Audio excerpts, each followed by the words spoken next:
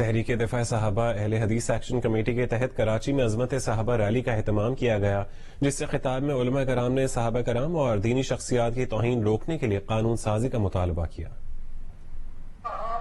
اہل حدیث جماعتوں اور اداروں کے مشترکہ پلیٹ فارم تحریک دفاع صحابہ اہل حدیث ایکشن کمیٹی کے زیر اہتمام کورٹ روڈ سے کراچی پریس کلب تک عظمت صحابہ ریلی نکالی گئی۔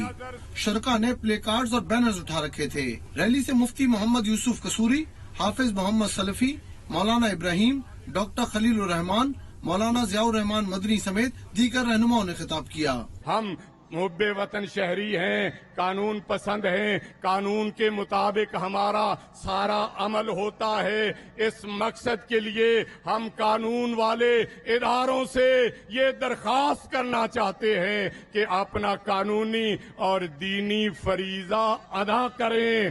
مقررین نے کہا کہ ملک میں کچھ عناصر حالات خراب کرنا چاہتے ہیں، اس سازش کو ناکام بنانا ہوگا۔ ان کا کہنا تھا کہ ہم پرامن لوگ ہیں، فرقہ واریت پھیلانے والوں کے خلاف ریاست کارروائی کرے۔ مقررین نے کہا کہ مقدس دینی شخصیات کی توہین کو روکنے کے لیے قانون سازی کی جائے، وہ عظمت صحابہ کا تحفظ کریں گے۔ ریلی میں اظہار یکجہتی کے لیے JUIFA کے رہنما قاری عثمان نے بھی شرکت کی۔ کیمرامین الطاف حسین کے ساتھ کامران رضی، جیو نیوز، کراچی۔